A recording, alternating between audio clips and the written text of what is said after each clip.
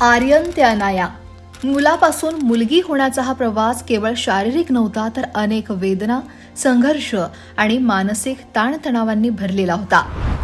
माजी भारतीय क्रिकेटपटू संजय बांगर यांची कन्या अनाया बांगर हिनं नुकतंच तिच्या जीवनातील एक अत्यंत महत्त्वाचा आणि भावनिक प्रवास जगासमोर आणला. लिंगबदल शस्त्रक्रियेपूर्वी तिला काय काय सोसावं लागलं, तिने स्वतः सोशल मीडियावर येऊन हे सगळं कसं सांगितलं, या व्हिडिओतून जाणून घेऊया. अनाया बांगर, जी जन्मानं आर्यन म्हणून ओळखली जात होती, तिला लहानपणापासूनच आपल्या शरीरात काहीतरी चुकत असल्यासारखं वाटायचं. तिला वाटायचं की ती चुकून मुलाच्या शरीरात जन्माला आली आहे. स्वतःच्या शरीरात आरामदायक वाटत नसल्याची ही भावना अत्यंत क्लेशदायक होती.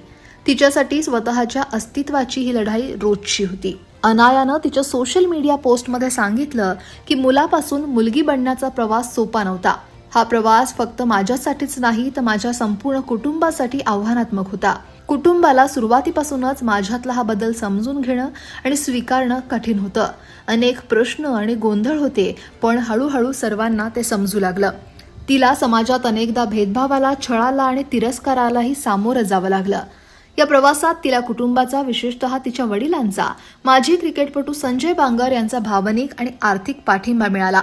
अनायानं तिच्या पोस्टमध्ये लिहिलंय, माझ्या आयुष्यातील सगळ्यात महत्त्वाच्या क्षणांपैकी एका क्षणी माझे वडील माझ्यासोबत असणं हे माझ्यासाठी सर्वस्व होतं.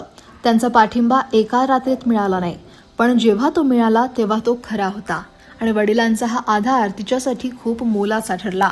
2023 मध्ये अनायानं हार्मोन रिप्लेसमेंट थेरपी सुरू केली. या थेरपीमुळे तिच्या शरीरात बदल घडून येऊ लागले. या बदलांमुळे तिला क्रिकेटच्या मैदानातही अडचणींचा सामना करावा लागला. अनायाला तिच्या वडिलांप्रमाणे क्रिकेटपटू व्हायचं होतं. तिनं मुंबई अंडर 16, पॉंडिचेरी अंडर 19 आणि मुंबई अंडर 23 यांसारख्या अनेक चाचण्यांमध्ये भाग घेतलेला. पण हा शारीरिक बदलांचा तिच्या खेळावर परिणाम झाला. आपल्या स्त्रीत्वाच्या ओळखीसाठी अनायानं थायलंडमध्ये जेंडर अफर्मिंग शस्त्रक्रिया करून घेण्याचा हा निर्णय घेतला. ही शस्त्रक्रिया तिच्या आयुष्यातील एक महत्त्वाचा टप्पा होता. शस्त्रक्रियेनंतरची रिकव्हरी तिच्यासाठी अत्यंत वेदनादायी आणि आव्हानात्मक होती. तिला चालणंही कठीण झालेलं, पण तिने हे सगळं धैर्यपूर्वक सहन केलं. शस्त्रक्रियेनंतर कायदेशीर कागदपत्रांमध्ये लिंग बदलाची नोंद करण्यासाठी अनायाला ट्रान्सजेंडर पडताळणी प्रक्रियेतून जावं लागलं. या प्रक्रियेत तिला एका सरकारी रुग्णालयातील वैद्यकीय मंडळासमोर कपडे काढून तपासणी करून घ्यावी लागली. त्या खोलीत पुरुष डॉक्टरही उपस्थित होते.